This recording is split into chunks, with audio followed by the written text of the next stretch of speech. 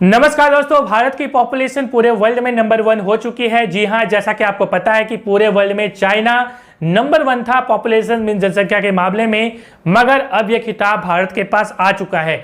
जी हां, उसमें बात करेंगे आखिर किसकी रिपोर्ट है। सवाल यह उठता है, क्या भारत में कोई जनगणना फिलहाल हुई है, कोई सेंसस हुई है क्या?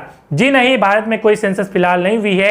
ये एक संयुक्त राष्ट्र महासभा का एक अंग है जिसकी यहाँ पे ये रिपोर्ट है, तो उस पर बात करेंगे। उसकी स्थापना कब हुई, क्या कार्य है, उस पर भी हम लोग आएंगे। और एक जानकारी मैं देना चाहूंगा, 2011 में अंतिम जनगणना भारतवर्ष में हुई थी। प्रत्येक 10 साल में होती है, 2021 में होनी चाहिए थी उसके बाद, मगर ये 2021 में नहीं हुई कोरोना के कारण। ठीक है, तो ये भी आप डेटा जरूर यहाँ पे जरूर नोट करिएगा।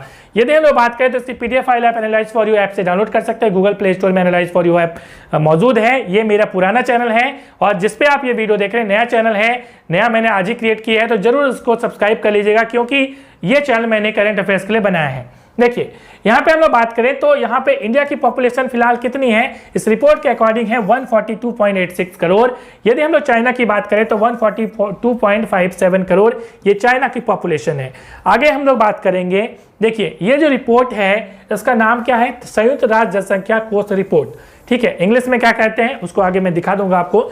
रिपोर्ट का शीर्षक क्या है, टाइटल क्या है, थीम क्या है, ये सवाल एग्जाम में पूछता है। तो याद रखिएगा, 8 बिलियन लाइव्स, यहाँ पे infinite possibilities, the case for right and choices. तो ये बहुत इंपॉर्टेंट है एग्जाम पर्पज से। आगे हम लोग बात करें तो यहाँ पे यदि पूरी लिस्ट की बात करें तो इंडिया नंबर 1 पे है, चाइना नंबर 2 पे, यूएस जो है अमेरिका नंबर 3 पे 34 करोड़ के साथ, इंडोनेशिया चौथे नंबर पे और पाकिस्तान जो है वो 24.05 के साथ 5वें नंबर पे है। तो जरूर इसको आप याद रखिएगा। आगे हम लोग बात कर लेते हैं कि आखिर ये जो रिपोर्ट जिसकी हम लोग बात कर रहे हैं, ये रिपोर्ट किसने यहाँ पे दी है, तो ये दी है UNFPA, जिसे हम कहते हैं यूनाइटेड नेशन पॉपुलेशन फंड। ठीक है, इसका जो पुराना नाम है वो क्या था, तो यूनाइटेड नेशन फंड पहले नाम था, अब ये बदल के यूनाइटेड नेशन पॉपुलेशन जो है वो ऐड कर दिया गया है।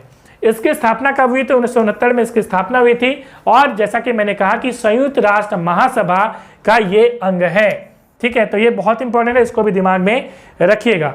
इसका क्या कार्य है, तो कार्य यही है कि इसका जो उद्देश्य है दुनिया भर में प्रजनन मतलब रिप्रोडक्शन, ठीक है, और मातृ स्वास्थ्य मतलब कि मदर की जो है जो हेल्थ होती है वो में सुधार करना इसका काम है। तो यही इसलिए पॉपुलेशन इसने इंडेक्स लिया है कि आखिर पॉपुलेशन इतनी बढ़ रही है जिसके कारण यहाँ पे प्रजनन की जो संख्या है, दर है, वो काफ़ी ज़्यादा बढ़ रही है, जो घटना चाहिए।